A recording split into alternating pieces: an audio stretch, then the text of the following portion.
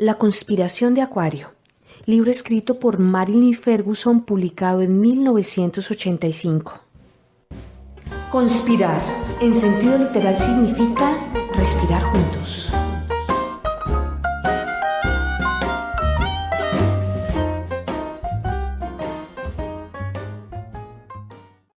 Epílogo.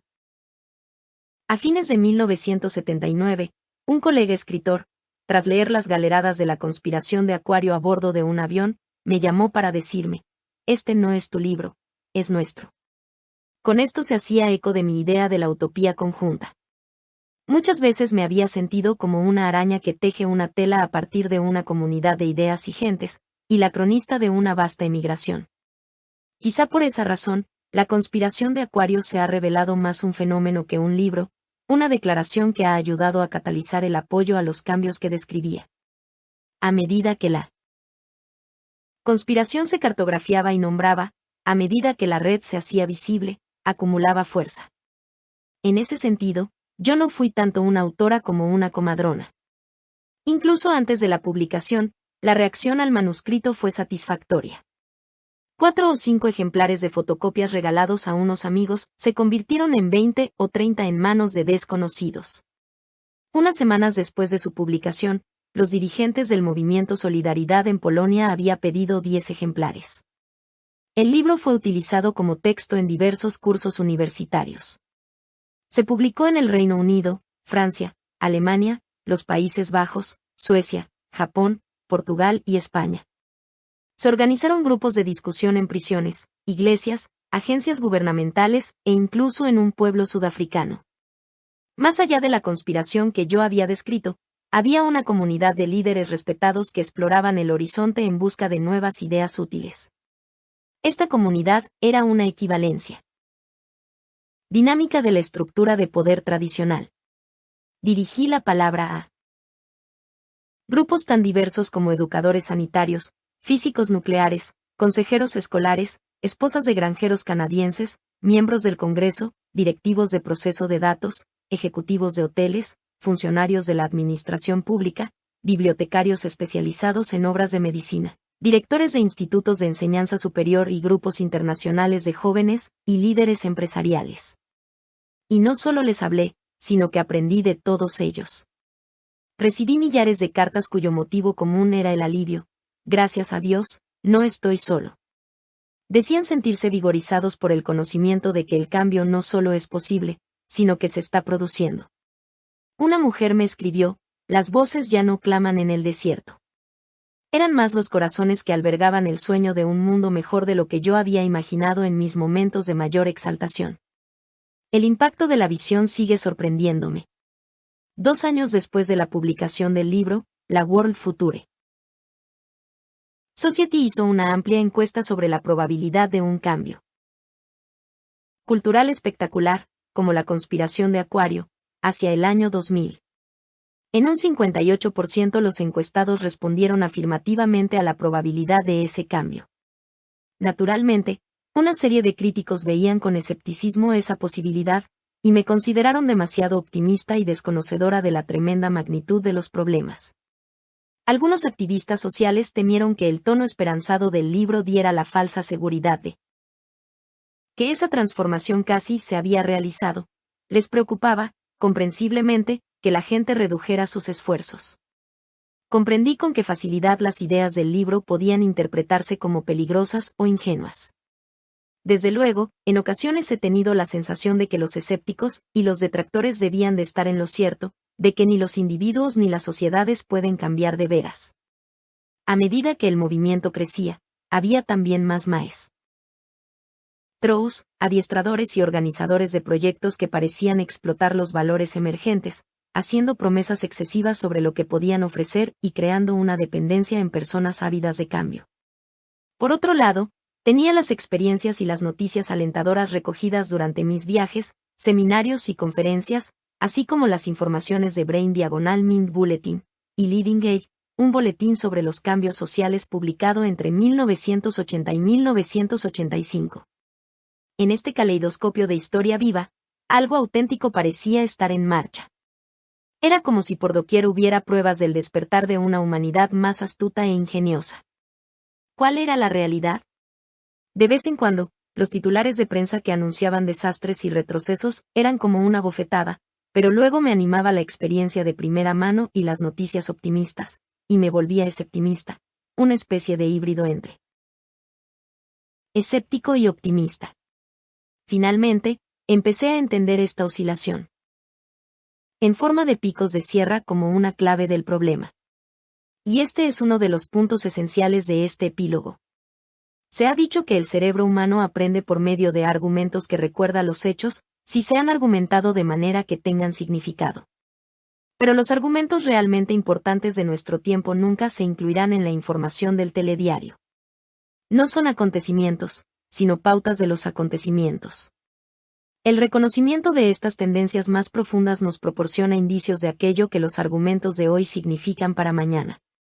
Estos contextos más amplios ofrecen una esperanza, por vacilante que sea, de un renacimiento cultural. Dentro de unas décadas quizá miremos atrás y las consideremos como claros momentos cruciales en nuestro pensamiento y nuestros programas. Algunos se relacionan con los nuevos procesos internos, otros con las evoluciones externas.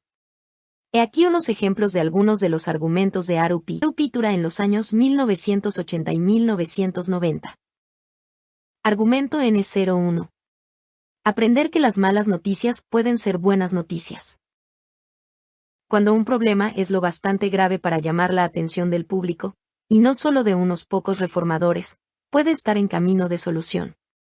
Es muy probable que en ese punto reconozcamos la necesidad de una limpieza de la casa a fondo. La voluntad popular solo se activa cuando una amenaza parece grave, y los líderes no ofrecen ninguna seguridad creíble. El antiguo dicho, si funciona no lo arregles, es un indicio de la renuencia a experimentar e innovar. Por ejemplo, la malversación gubernamental ha sido una norma. Cuando se convierte en una fiebre devoradora, los ciudadanos se ven obligados a buscar remedios. Al mismo tiempo, tales escándalos parecen provocar un examen de conciencia más profundo que antes, una sensación colectiva de responsabilidad más que de rectitud. La gente también empieza a aprender los costes de nuestra preocupación por la fachada. Las malas noticias que exponen problemas sociales más profundos pueden mostrarnos cómo han sido camuflados. Otro ejemplo de buenas diagonal malas noticias. Parecemos estar en medio de una gran depresión, esta vez no económica sino psicosocial. La depresión, el resfriado común de la salud mental, parece ir en aumento en la población infantil en edad preescolar, los adolescentes, el grupo de edad entre los 18 y los 34 años, los que están entre los 45 y los 55 y los ancianos. Según un cálculo, 4 de cada 5 pacientes de depresión no se someten a ningún tratamiento. ¿Qué significa esta aparente epidemia?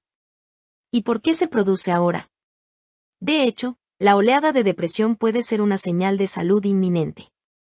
Como señaló una vez el difunto psiquiatra Karl Menninger, a menudo una oscuridad o turbulencia mental precede a la profunda reorganización que conduce a una norma superior, y la gente se siente mejor que mejor. La depresión puede ser una señal para examinar de nuevo las suposiciones y estrategias de cambio, una aminoración de la marcha. Para reorientarse. A fin de tratar eficazmente con los problemas, hemos de verlos de una manera realista, y tenemos que definir nuestro objetivo. Como personas particulares y como miembros de una sociedad, una tarea especial de renovación se extiende ante nosotros. Los mejores antidepresivos son la expresión y la acción, la intervención en la lucha. Así, la depresión no es un fin, sino un comienzo significativo. Argumento número 2. La evolución de la revolución. La misma forma de los puntos críticos culturales puede estar apartándose un poco de la vieja y predecible secuencia, las bruscas oscilaciones del péndulo, para adquirir formas más reflexivas de renovación social. De una manera característica, los revolucionarios han exigido soluciones rápidas y definitivas, respuestas prematuras que no incluían ideas procedentes de todas las facciones. Al no integrar lo mejor de los viejos valores en los nuevos, por ejemplo, a menudo las mismas revoluciones han sido decepcionantes, y sus beneficios se han invertido gradualmente. Nosotros, con un mayor conocimiento de la ideación de sistemas, quizá no hayamos de someternos a las oscilaciones del péndulo. Enfrentados a los costes impresionantes de nuestras fisuras, nuestras victorias, tan a menudo carentes de contenido, ya sea en los encuentros personales como en la negociación a alto nivel, estamos aprendiendo a respetar el arte y la ciencia de la meditación. Programas de adiestramiento, libros y artículos nos muestran cómo atacar los problemas y no a los adversarios. Los agentes del cambio empiezan a adaptar el sentir de los objetivos generales a la realidad del conjunto. Esto refleja una conciencia creciente en el pensamiento occidental del equilibrio descrito en el pensamiento oriental como Yang, identificado con la acción, lo masculino, y Yin, la matriz en la que se desarrollan los acontecimientos, lo receptivo y femenino. Argumento N03. Salvar la brecha de la confusión. La brecha de la confusión es el término empleado por un asesor de dirección comercial para indicar el periodo de puesta en práctica del cambio. Durante este tiempo sentimos la tentación de abandonar lo nuevo y retroceder hacia el mal conocido. Estamos aprendiendo a reconocer el caos como una parte inevitable del cambio, a distinguir el periodo de transición de la meta. Argumento N04. El ascenso de la cultura del Pacífico. Este nuevo centro económico está bordeado geográficamente por volcanes en activo, desde Japón y las Filipinas hasta la falla de San Andrés al oeste de Estados Unidos. Desde el punto de vista económico incluye los países comerciales del Pacífico Asiático, el oeste de Estados Unidos y Canadá, así como Australia y Nueva Zelanda.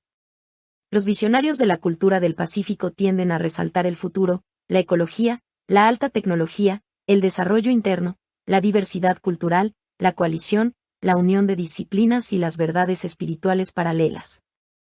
La riqueza del nuevo centro, según estos pronosticadores, surge de la visión del mundo propia de ese centro, a la vez que influye en él. Sus valores afectarán cada vez más al resto del mundo. Es global en su sentido espacial y de largo alcance en el sentido temporal. El economista Richard Kelsen observó que las economías del Pacífico no son monolíticas, sino difusas y complejas. La nueva cultura parece ser un epítome de las incertidumbres de los tiempos. Los límites, tanto físicos como abstractos, cambian, se desdibujan, incluso se disuelven. Las bioregiones, áreas naturalmente independientes, se ven como unidades, al margen de las fronteras nacionales. La cultura del Pacífico ha sido considerada como una forma de pensamiento, una visión social emergente, y puede presagiar algo sin precedentes, no un nuevo orden mundial, sino una civilización mundial. Argumento N05. El advenimiento de los diplomáticos ciudadanos. Los nuevos diplomáticos ciudadanos ofrecen enfoques imaginativos de los problemas internacionales. Así como la interdependencia económica de las naciones del Pacífico otorga mayor importancia a los acuerdos efectuados al margen del gobierno, norteamericanos particulares han colaborado con los soviéticos para organizar giras, programas de intercambio cultural, conciertos, acontecimientos deportivos, tratos empresariales y reuniones profesionales. Han creado puentes espaciales y emisiones de televisión por circuito cerrado. Todavía con mayor frecuencia, se invita a norteamericanos influyentes a reuniones con funcionarios soviéticos de alto nivel, tanto en Estados Unidos como en la Unión Soviética. Ejemplos de la diplomacia ciudadana pueden ser los Juegos de Buena Voluntad celebrados en 1986 y organizados por el profesional de radiodifusión Ted Turner y el gobierno soviético, el proyecto de promoción de la salud, patrocinador de investigaciones y conferencias conjuntas, una colaboración del Instituto Soviético Americano de Salem y funcionarios soviéticos, y la Entertainment Summit, la cumbre del espectáculo, una serie de encuentros que han tenido lugar en 1987, en Los Ángeles y Nueva York, de cineastas norteamericanos y soviéticos y a los que se ha dado mucha publicidad. Argumento número 6. Creciente cobertura en los medios de comunicación de noticias metafísico-espirituales. Los cronistas, e incluso los publicitarios, han observado un creciente y, al parecer, insaciable apetito popular por el misterio y la trascendencia del yo, uno solamente a principios de 1987, un crecimiento exponencial ha generado un nuevo impulso, una aceleración en la tasa de aceleración. El 29 de septiembre de 1986, el New York Times, árbitro de la realidad nacional para muchos intelectuales, publicó un artículo en primera plana sobre el creciente número de simpatizantes con los puntos de vista espirituales.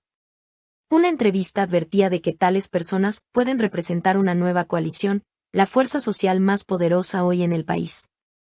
En los meses siguientes, otros artículos sobre la nueva era, algunos positivos, aparecieron en publicaciones como Time, U.S. News and World Report, de Los Angeles Times y en televisión, 20, 60 Minutes y programas matinales. Pronto prácticamente todas las revistas populares, los principales periódicos y las cadenas de televisión ofrecían una cobertura continuada de esos temas. Desde entonces, las opiniones y los valores emergentes se han convertido en el tema de los dramas televisivos, incluso las comedias de situación.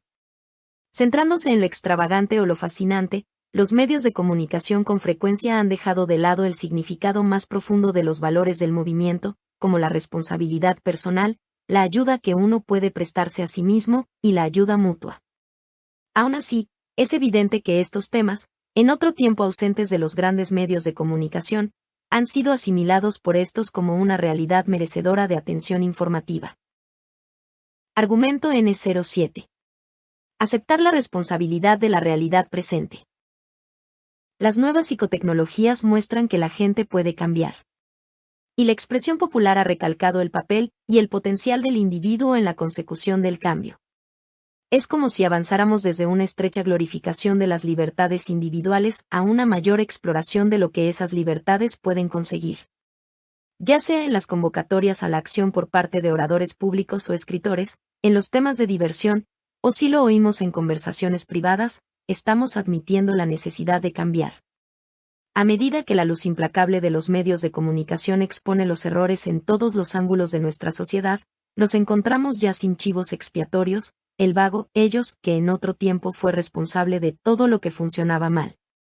El mundo exterior refleja nuestras guerras internas, la parálisis y el sentimiento de culpabilidad que nos aquejan. Hemos pecado sobre todo por omisión, no tanto por engañar o por ser rudos, sino por no actuar, por tolerar los errores. Y la calidad de vida que ha disminuido es la nuestra. Cuando empezamos a vernos como posibles actores en el escenario del mundo, podemos superar la inercia y los intereses mezquinos, nuestro hábito de tener hábitos. A medida que somos más conscientes de nuestras acciones y reacciones, vemos cómo conformamos el entorno y cómo éste nos conforma a su vez. Una nueva luz empieza a brillar a través de las ranuras en la fortaleza de la personalidad. Así es como soy, y el bastión de las creencias, esto es lo que pienso. Podemos aprender a recrearnos como resultado de una nueva información. Al mismo tiempo, nuestra pérdida de fe en las instituciones, los expertos y la tecnología pueden señalar una nueva madurez. Muchos reconocemos que nuestros esfuerzos son necesarios, y ese número va en constante aumento. El creciente escepticismo frente a la autoridad puede obligarnos, de hecho, a convertirnos en las personas informadas y reflexivas para quienes se diseñaron las democracias. Argumento N08. El redescubrimiento del cuerpo-mente. De todos los ejemplares de cambio comentados en la conspiración de Acuario, el cambio de paradigma en el cuidado de la salud era el que estaba más encarrilado. Ese cambio continúa, apoyado por una investigación muy difundida y de la que hay una información considerable. Los estudios epidemiológicos han mostrado la conexión sorprendente entre la salud mental y el bienestar, entre las pautas emocionales y la susceptibilidad a la enfermedad. Los médicos siguen ofreciendo innovaciones que aprovechan mecanismos de autocuración y emplean técnicas de creación de imágenes y reducción del estrés.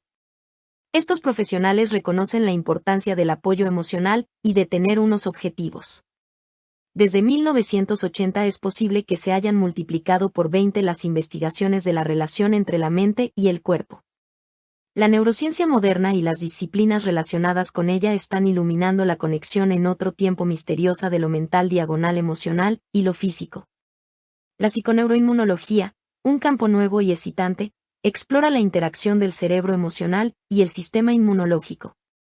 La complejidad de este vínculo se ve con claridad en el síndrome de la personalidad múltiple, los efectos de la luz y el sonido, los sueños lúcidos, la química de las emociones y la memoria. Se critica a la medicina desde dentro. Los médicos ponen en tela de juicio su profesión, sincera y hasta públicamente, urgiendo un retorno a las artes curativas, un mayor respeto por las propias observaciones del paciente y sensibilidad emocional. La creciente evidencia de un dinámico cuerpo-mente justifica más las terapias orientadas a la mente y las terapias corporales que pueden afectar a la depresión y otros trastornos mentales. Las publicaciones médicas informan sobre los efectos sorprendentes de las técnicas alternativas y populares, que abarcan desde los remedios herbales a la acupuntura y el trance curativo hipnosis. Dadas las pruebas objetivas de laboratorio de que algo está en marcha, los médicos americanos han accedido a cooperar con una investigación oficial china de Jiaigong, aparentes efectos de la energía a distancia. Un estudio bien controlado, del que informó la revista británica Lancet, descubrió que la homeopatía es eficaz. En un estudio brasileño, los pacientes ayudados por curanderos espiritistas reaccionan mucho mejor que aquellos sometidos a un tratamiento convencional. En un experimento de doble vínculo elegantemente diseñado, un cardiólogo norteamericano informó que rezar por otros afectaba la recuperación de manera significativa. El nuevo paradigma de la salud implica una mayor actividad por parte del facultativo y el paciente, supone un mayor alejamiento continuado de la medicina impersonal que tanta amargura ha causado. No implica un rechazo de los avances tecnológicos como los nuevos fármacos o las innovaciones quirúrgicas, sino que utiliza cualquier cosa que surta efecto. El paradigma del cuerpo-mente también presenta una normativa superior, la del bienestar en vez de una ausencia de enfermedad. Y en su visión de la salud, una visión con múltiples facetas, tiende a eliminar la competitividad profesional. Hay una mayor paridad entre los médicos y otros profesionales de la salud, incluidas las enfermeras, psicoterapeutas, practicantes, curanderos, acupuntores, herbolarios, homeópatas, fisioterapeutas, expertos en nutrición y asesores religiosos. Como sabemos más acerca del cerebro y el cuerpo, tenemos un sentido más complejo de cómo pueden actuar remedios que en otro tiempo se consideraban misteriosos. Argumento N09. El cultivo de la inteligencia. El descubrimiento de que la inteligencia se puede mejorar es un avance comparable al descubrimiento de la agricultura. Podemos cultivar la inteligencia como nuestros antepasados prehistóricos empezaron a cultivar alimentos. Por ejemplo, se enseña a los niños habilidades de pensamiento crítico. Se adiestra a la gente para lograr estados de aprendizaje. Incluso la tercera edad puede ser una época de desarrollo más que de declive. La nueva investigación muestra que algunas personas mejoran al envejecer. Este camino vital alternativo se asocia casi totalmente con una actitud mental positiva, sobre todo con el sentido de elección. Las personas pasivas y negativas declinan, mientras que las activas y con intereses medran.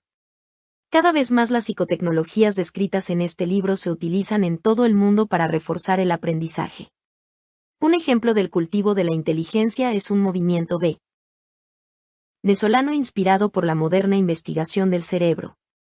En 1979, un nuevo ministro de Desarrollo de la Inteligencia Humana, inspirado en el libro El Derecho a Ser Inteligente, de Luis Machado, inició un programa continuado a nivel nacional basado en esa obra. El programa ha suscitado una multitud de conferencias y la creación de una red global, y se está emulando en una docena de países. En el programa venezolano, se alienta a los padres para que estimulen a sus bebés, se adiestra a los escolares para que adquieran habilidades de pensamiento e imaginación, y programas educativos ofrecidos por televisión en las horas de mayor audiencia ofrecen a los adultos oportunidades progresivas de aprender. El gobierno japonés ha anunciado un ambicioso plan de reforma escolar, de modo que los niños aprendan a pensar por sí mismos, a comprender y crear tanto como a memorizar. Los esfuerzos norteamericanos de reforma en los años recientes han recalcado más de lo mismo, horarios más largos y aumento de los deberes, en vez de fomentar una mejor comprensión de cómo se produce la enseñanza y el aprendizaje. La investigación aún se aplica muy poco al diseño de los currículum y la metodología escolar. Entretanto, otros países aumentan su ventaja sobre Estados Unidos en realización de tests, Una brecha que los dirigentes empresariales consideran como una de las principales causas del declive de la productividad norteamericana. La cuestión candente es, ¿nos despertaremos a tiempo para invertir esa tendencia a la mediocridad tan debatida? Los responsables de emprender la acción adecuada pertenecen, de hecho, al mismo sistema que necesita una reestructuración radical. Pero hoy, más que nunca, se echa más luz sobre el problema. Desde la publicación de La conspiración de Acuario, la crisis educativa se ha convertido en un apremiante tema nacional. Se ha organizado una variedad de grandes redes de educadores y ciudadanos interesados. Estas redes son modelos de cooperación. Los maestros organizadores se han revelado más efectivos y heroicos de lo que incluso ellos creían posible. Argumento N010. Nuevo respeto para utilizar en su totalidad las facultades pensantes del cerebro. Una nueva apreciación de la intuición y los procesos creativos, por ejemplo, se extiende incluso a las aulas universitarias y los laboratorios de investigación. El cerebro analítico reconoce y respeta los dones de su complemento, el cerebro del artificio y la novedad. Se han celebrado importantes reuniones científicas para hablar de ese fenómeno que en inglés se denomina serendipity y consiste en las oportunidades presentadas por felices accidentes. Según ellos, estos azares afortunados son el manantial de los avances científicos. En un informe, los jefes ejecutivos de empresas distinguidas por su rápido crecimiento, convinieron en que su mayor pesar era no prestar suficiente atención a sus intuiciones. Visión, un sinónimo más inclusivo de intuición, se ha popularizado en el mundo empresarial, la política, las artes e incluso los anuncios comerciales. La gente presta más atención y respeto a sus corazonadas.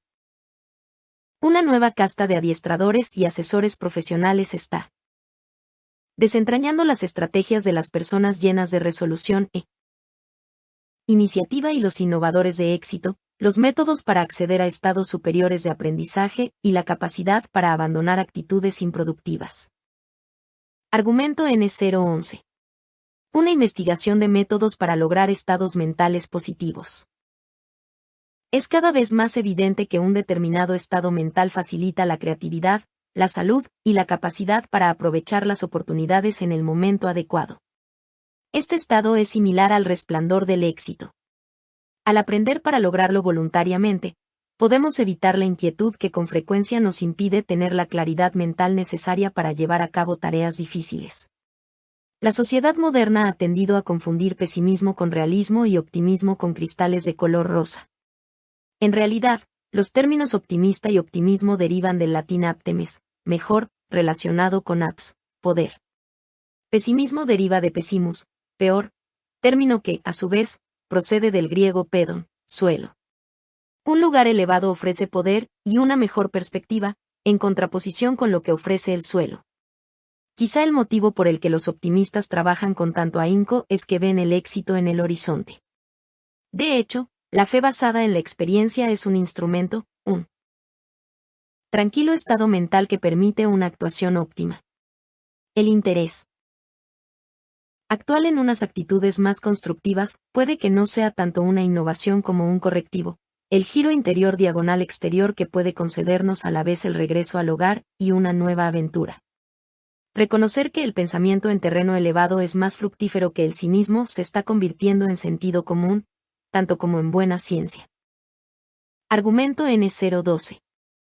Las artes y las diversiones como sensores de un amplio cambio cultural.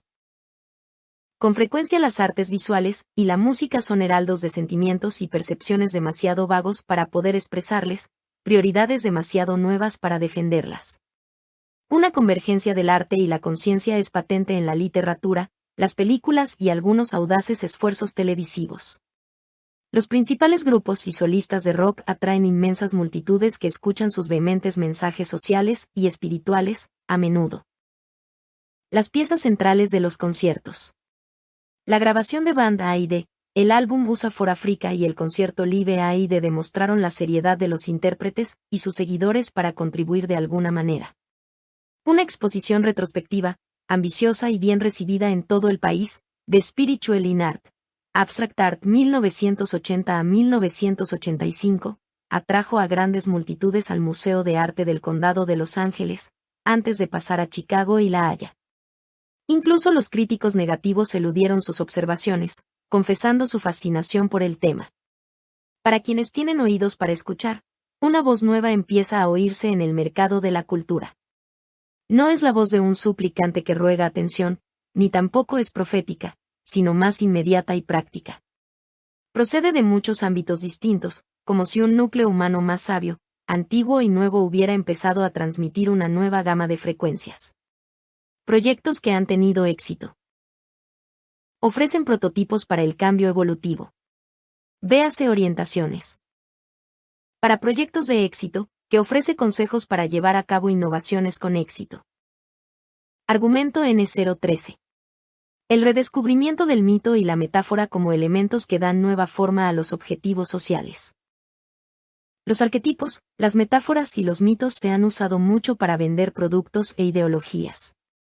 Los mitos de una nueva cultura pueden darnos una visión alternativa del desastre nuclear diagonal ecológico o la mera supervivencia nerviosa. Nos rodean las metáforas de nuestra condición. Por ejemplo, contemplar las montañas, valles, cañones, picos y mesetas puede recordarnos el terreno de la vida.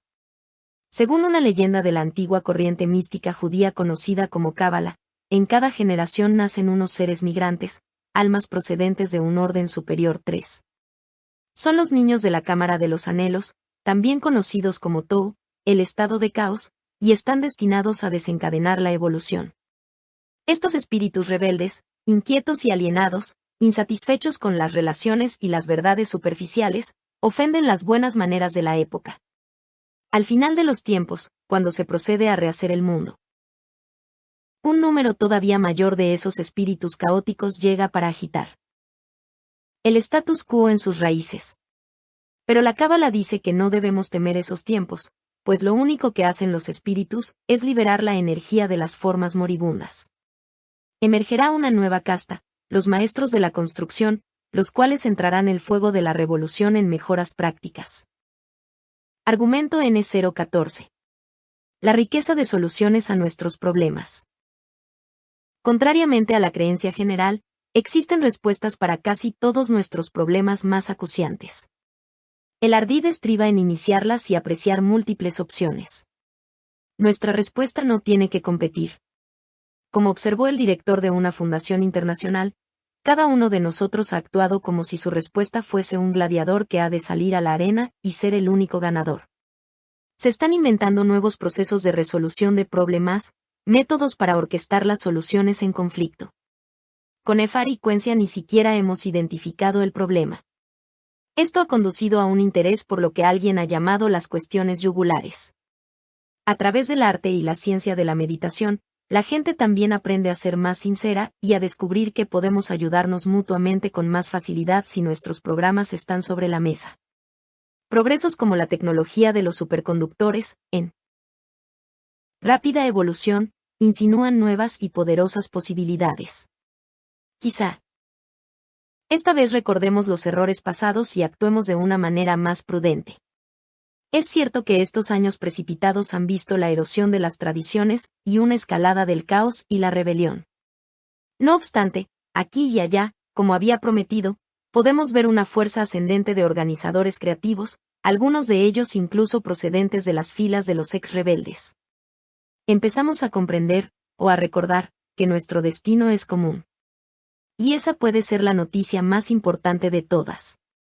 No es preciso que conozcamos el resultado de estos argumentos para tomar parte en ellos. Como siempre existen fuerzas activas y fuerzas que las contrarrestan, cada día elegimos la onda que queremos apoyar. ¿Contribuiremos al problema o a la solución? ¿Veremos posibilidades o imposibilidades? Desde la perspectiva de los críticos, nos centraremos en lo que no se puede hacer. Desde la perspectiva de los creadores, sabremos lo que debe hacerse.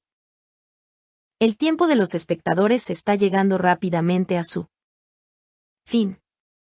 Elijamos, más tarde o más temprano, ser los amos de la construcción.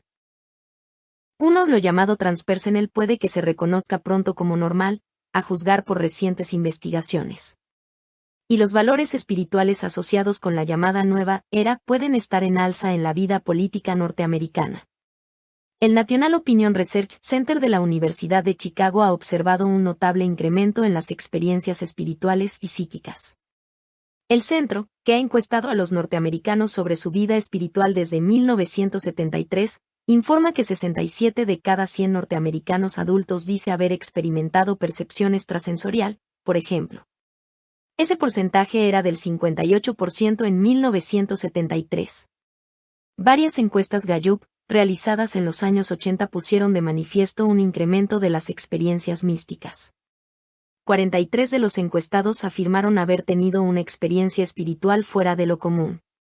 Un artículo titulado Una nueva era para los libros metafísicos, publicado en American Bookseller en febrero de 1987, concluía diciendo que por fin el movimiento del potencial humano está llegando a su mayoría de edad.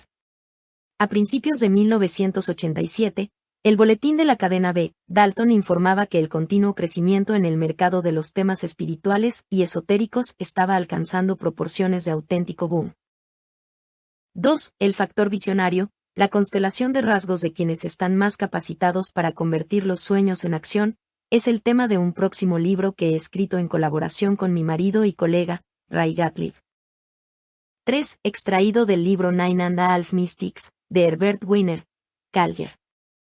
4.